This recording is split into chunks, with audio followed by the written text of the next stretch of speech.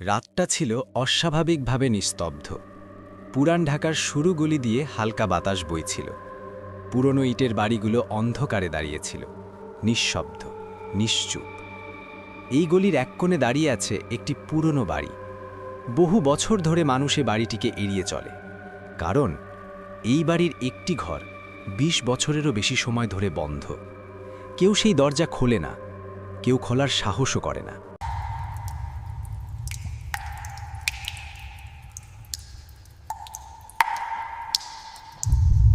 নাইম নতুন করে এই বাড়িতে ভাড়া নিল। সে শহরের বাইরে থেকে এসেছে, পড়াশোনার জন্য সস্তা বাসা দরকার ছিল। বাড়িওয়ালা তাকে শুধু একটি কথা বলেছিলেন, সব ঘর ব্যবহার করতে পারবেন, কিন্তু পেছনের ঘরটি খুলবেন না। নাইম হেসে বলেছিল, ঠিক আছে, কোনো সমস্যা নেই। কিন্তু তার মনে প্রশ্নটা ঘুরছিল, কেন? ২ দিন পর বাড়িতে একা ছিল নাইম। সে ধীরে ধীরে পেছনের করিডোরে গিয়ে দাঁড়ালো। দরজাটি পুরনো, কাঠে ফাটল জড়েছে, মরিচা ধরা একটি তালা ঝুলছে। নাইম হাত বাড়িয়ে তালাটি স্পর্শ করল। অদ্ভুত ব্যাপার, তালাটি ঢিলা। সে একটু চাপ দিতেই ক্লিক, তালা খুলে গেল। নাইম থমকে দাঁড়ালো। এটা তো বন্ধ থাকার কথা। সে ধীরে ধীরে দরজাটি ঠেলে খুলল।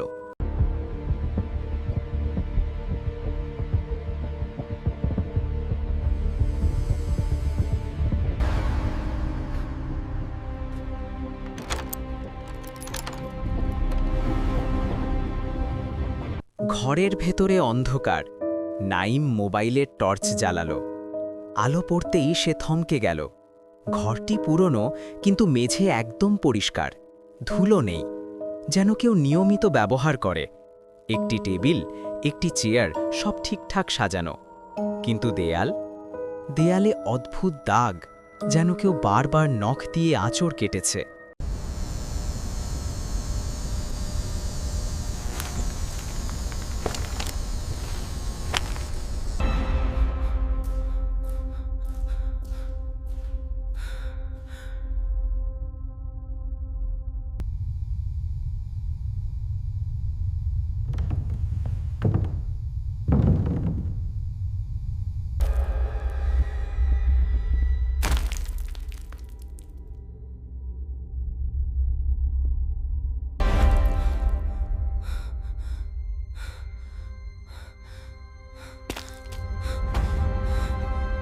নাইম কাছে গিয়ে ভালো করে তাকালো। দাগগুলো এলোমেলো নয়, সেগুলো লেখা। সে ধীরে ধীরে পড়তে লাগল, আমি বেরোতে পারছি না, ওরা এখানে আছে, দরজা বন্ধ করো না। তার বুক কেঁপে উঠল।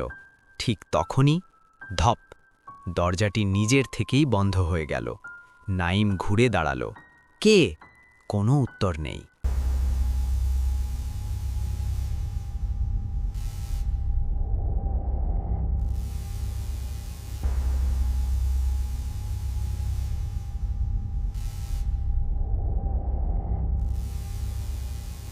ঘরের ভেতর নিস্তব্ধতা।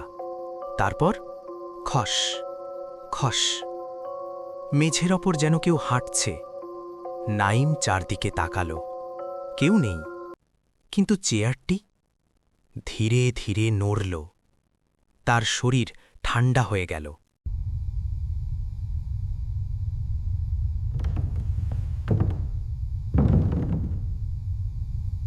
নাইম অনুভব করল, তার ঠিক পেছনে কেউ দাঁড়িয়ে আছে। ঠান্ডা নিঃশ্বাস তার ঘাড়ে লাগছে। সে নড়তে পারছে না। তার কানের কাছে ফিসফিস, আমাকে বের করতে পারবে?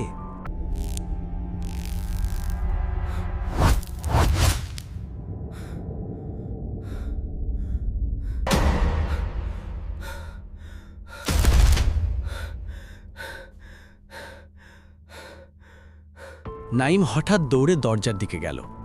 হ্যান্ডেল ঘোরালো, খুলছে না। সে জোরে ধাক্কা দিতে লাগল, খুলে যাও, খুলে যাও।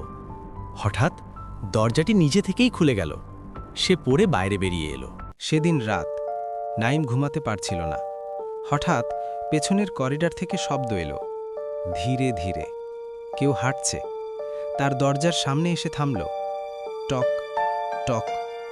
নাইম নিঃশ্বাস বন্ধ করে দাঁড়িয়ে রইল। তারপর একটি কণ্ঠ, দরজা খোলো, আমি বের হতে চাই। পরদিন সকাল, বাড়ির লোকজন পেছনের সেই ঘরের সামনে জড়ো হল। দরজাটি আবার বন্ধ, ভিতর থেকে কেউ খুলতে পারছে না। অবশেষে দরজা ভাঙা হলো। ভেতরে কেউ নেই, কিন্তু দেওয়ালে নতুন করে লেখা, নাইম এখানে। কিছু দরজা বন্ধ থাকাই ভালো, কারণ খুলে দিলে তুমি আর বাইরের মানুষ থাকো না।